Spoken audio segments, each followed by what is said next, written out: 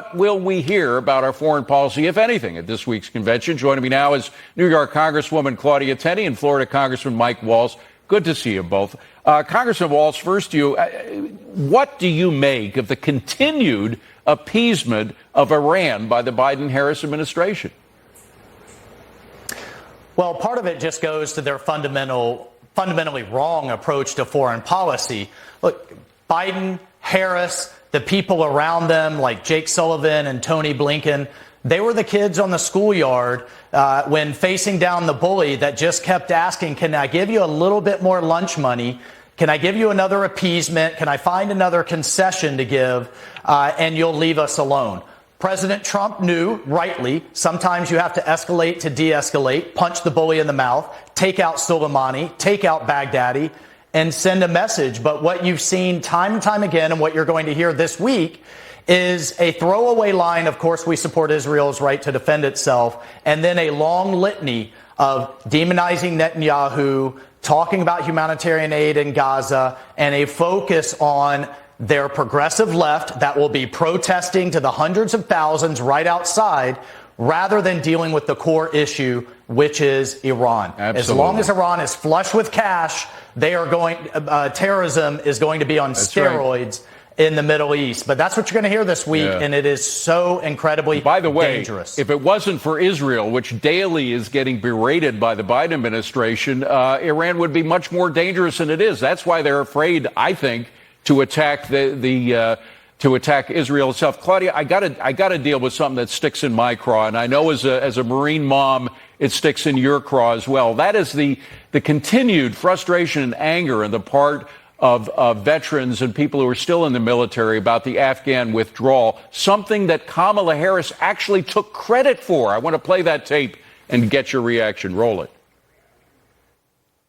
President Biden always said that he wants you to be the last person in the room, particularly for big decisions, just as he was for President Obama. He just made a really big decision, Afghanistan. Yes.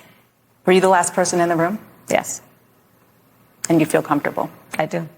She's actually taking bragging rights for something that led to the murder of 13 service people in Afghanistan, that has led to a whole series. And they just recently had that parade last week, the Taliban did, showing off what they took from the Bagram Air Base, which they never should have gotten their hands on. What are your feelings? This is something that I think still resonates among Americans, how badly that was handled, don't you?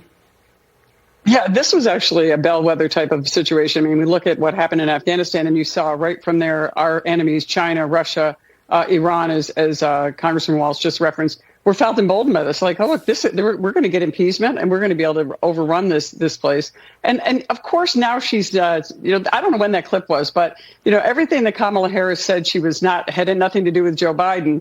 Now she's all of a sudden got to own it, and she's trying to go back to, oh, wait a minute, I wasn't, part of the Joe Biden policy. So the duplicitousness of her situation is really what's interesting. But as a mother of a Marine, and we know that 11 of those soldiers needlessly killed on that fateful day, were killed, and it is unacceptable. And I hear from service members everywhere, and we did a special vigil for them as well. But I hear from people, even at the convention, some of the families at the Republican convention were there, wanting some kind of action, wanting some projection of strength, wanting clarity, as Michael Waltz talked about, wanting to know why we pulled out of Afghanistan in the way we did. And remember something important about this whole move out of Afghanistan when it first happened. It was done by a political calculus. They thought they would do it on 9/11 to celebrate that anniversary. How sick to think that would be a good thing to do. So they rolled the date back, weren't prepared, and now we ended up with this horrible catastrophe, which has led to a series of foreign policy mishaps